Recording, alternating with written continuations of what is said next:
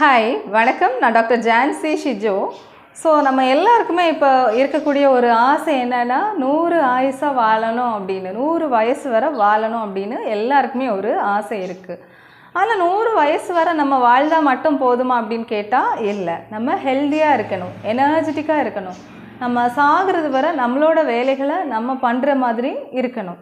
இப்போ பாருங்கள், ஒரு 30 வயசு 35 வயசுலையே சுகரு, ப்ரெஷரு, ஹார்ட் ப்ராப்ளம் இப்படின்னு நிறைய நோய்கள் வந்துட்டு நம்ம இந்தியாவில் வர ஆரம்பிச்சிருச்சு. ஸோ சில நாடுகள் பார்த்திங்கன்னா இன்றைக்குமே 90 வயசு 100 வயசு வரை அவ்வளோ ஹெல்த்தியாக நல்ல அழகாக வாழ்ந்துட்டுருக்காங்க. ஸோ அவங்களோட வாழ்க்கை முறையை நம்ம ஸ்டடி பண்ணும்போது என்னென்னா நிறைய சின்ன சின்ன சிம்பிள் ஹேபிட்ஸ் தான் அவங்க ஃபாலோ பண்ணியிருப்பாங்க. ஸோ என்ன ஹேபிட்ஸ் அவங்க ஃபாலோ பண்ணாங்க அப்படின்னு பார்த்தோன்னா, ஸோ அதில் ஃபஸ்ட்டு நான் சொல்லக்கூடியது இயற்கையான உணவுகள் வந்துட்டு மேக்ஸிமம் நம்ம சாப்பிட்றது நல்லது. இப்போது நம்ம முன்னோர்கள் எப்படி சாப்பிட்டாங்க அப்படின்னா கீரை, பருப்பு, முழு தானியம், காய்கறிகள் இதுதான் நிறைய சாப்பிட்டாங்க. இந்த உணவுகளில் விட்டமின்ஸ், மினரல்ஸ், ஆன்டி ஆக்சிடென்ட்ஸ் வந்துட்டு அதிகமாக இருந்துச்சு.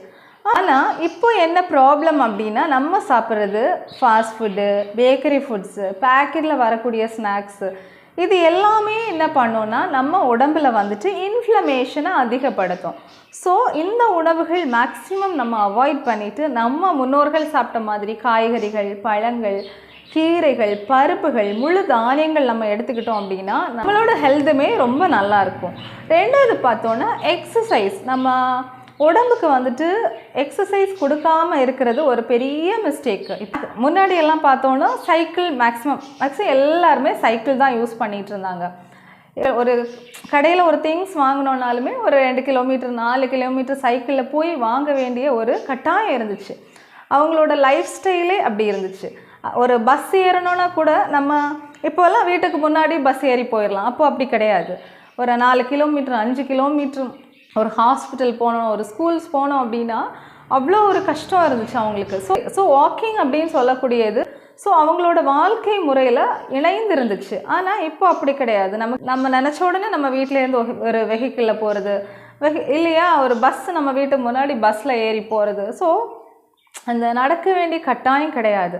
ஸோ நடக்க வேண்டிய சூழல் வந்துட்டு ரொம்ப கம்மியாயிருச்சு. இப்போ நம்ம ஆஃபீஸில் ஒர்க் பண்ணுறதா இருந்தாலும் ரொம்ப ஈஸியாக நம்ம எல்லாருமே லிஃப்ட்டை யூஸ் பண்ணிட்டு போக ஆரம்பிச்சிட்டோம். ஸோ லேசினஸ் வர ஆரம்பிச்சிருச்சு. ஸோ நம்ம டெய்லி ஒரு அரை மணி நேரம் நடக்கிறது, கட்டாயம் நடக்கணும். சைக்கிளிங் போங்க, சின்ன 30 நிமிஷம் நடைங்க, சைக்கிள் ஓட்டலாம், யோகா பண்ணலாம், ஸ்ட்ரெச்சிங் பண்ணலாம். ஸோ இந்த மாதிரி சின்ன சின்ன அசைவுகள் நம்ம டெய்லி லைஃப்பில் நம்ம உடம்புக்கு கட்டாயம் கொடுக்கணும். அப்போ தான் நம்மளோட ஆர்கன்ஸும் ஆக்டிவாக வந்துட்டு வேலை செய்யும். மூணாவது பார்த்தோன்னா நல்ல தூக்கம். முன்னாடியெல்லாம் 6 மணி ஆயிடுச்சுன்னா கரண்ட் இல்லை. அந்த காலகட்டத்தில் எல்லாம் 6-7 மணிக்கு சாப்பிட்டு தூங்கிடுவாங்க.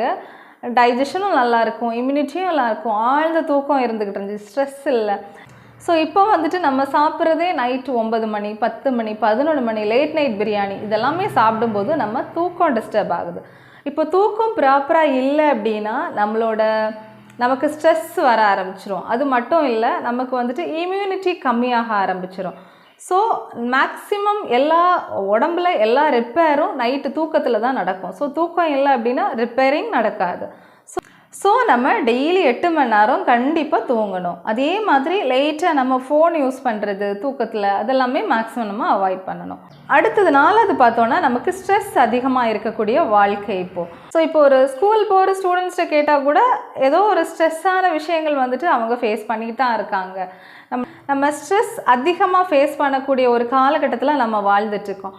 ஸோ ஸ்ட்ரெஸ் இருந்துச்சு அப்படின்னா பிபி, சுகரு, ஹார்ட் ப்ராப்ளம் இந்த பிரச்சனைகள் வந்துட்டு சீக்கிரமாக வரும். ஸோ ஸ்ட்ரெஸ் இல்லாமல் மேக்ஸிமம் நம்ம அவாய்ட் பண்ணணும்.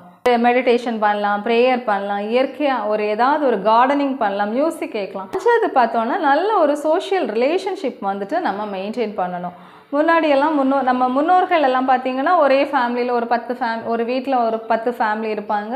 ஒருத்தரோட ஒருத்தர் பேசி சந்தோஷமாக அவ்வளோ ஹாப்பியாக இருந்துகிட்டு இருந்தாங்க, ஸ்ட்ரெஸ் இல்லாமல் இருந்துகிட்டு இருந்தாங்க.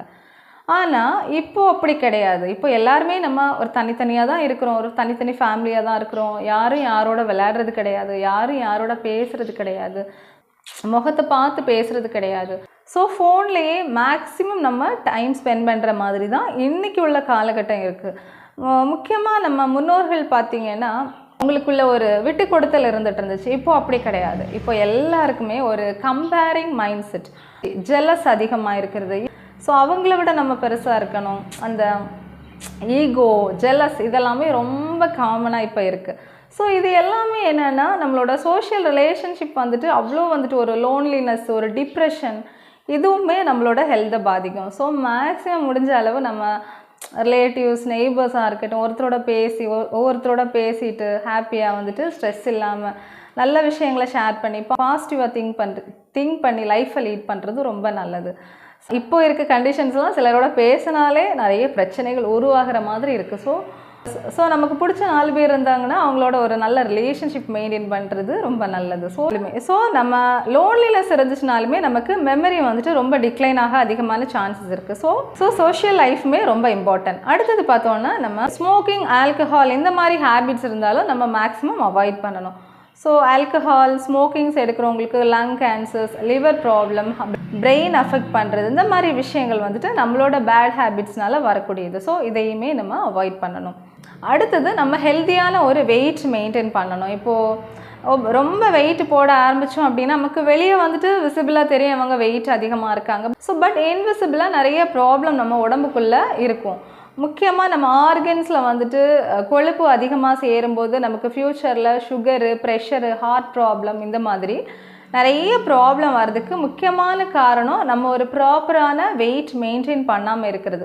ஸோ மேக்ஸிமம் நம்ம வந்துட்டு ஒரு ஹெல்தி வெயிட் வந்துட்டு மெயின்டைன் பண்ணணும். அடுத்தது நம்ம பிரெயினை ஆக்டிவாக வச்சுக்கணும். இப்போ பிரெயின் யூஸ் பண்ணாமல் இருந்தாலுமே நம்மளோட பிரெயினோட ஃபங்க்ஷன் வந்துட்டு கம்மியாக ஆரம்பிச்சிடும். ஸோ பிரெயின் ஆக்டிவாக வச்சுக்கணும் அப்படின்னா டெய்லி நம்ம புக்ஸ் படிக்கிறது, ஏதாவது பேப்பரில் வரக்கூடிய அந்த பசில்ஸ் வந்துட்டு நம்ம சால்வ் பண்ணலாம். சின்ன சின்ன புதிய விஷயங்களை கற்றுக்கிறது, இந்த மாதிரி கற்றுக்கிட்டே இருந்துக்கிட்டோம் அப்படின்னா நம்மளோட பிரெயின் வந்துட்டு யங்காக இருக்கும், நல்லா இருக்கும். அடுத்தது நம்ம ரெகுலராக ஒரு ஹெல்த் செக்கப் பண்ணுறது நல்லது. ஒரு குறிப்பாக 40-50 வயசு ஆகுதுன்னா ஒரு ஹெல்த் செக் பண்ணலாம். இப்போது எந்த ஒரு நோய்களுமே நம்ம ஆரம்பத்திலே டிடெக்ட் பண்ணோம் அப்படின்னா அது சரி பண்ணுறது ரொம்ப ஈஸி. இப்போது ஃபார் எக்ஸாம்பிள் நான் ஒன்று சொல்கிறேன். இப்போது கழுத்தில் ஒரு கட்டி மாதிரி வருது அப்படின்னா ஃபாஸ்ட்டாக வளரும், நமக்கு விசிபிளாக வெளியே தெரியும் ஒரு கட்டி இருக்குது. நிறைய பேர் நம்ம என்ன நினைப்போம், இது ஒரு தைராய்டு கட்டி ஜென்ரலாக வருது அப்படின்னு.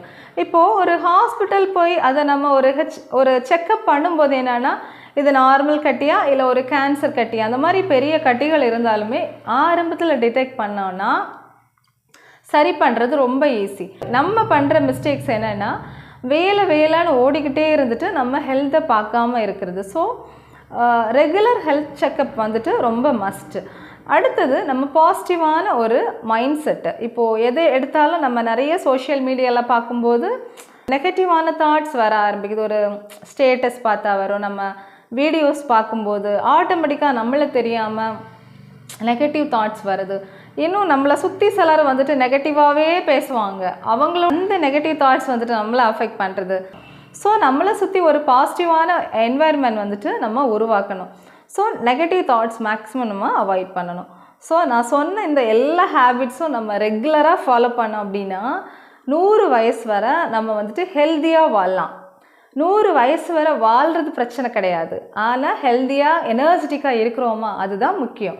ஸோ இந்த வீடியோ உங்களுக்கு யூஸ்ஃபுல்லாக இருக்கும் அப்படின்னு நம்புகிறேன். ரொம்ப நன்றி.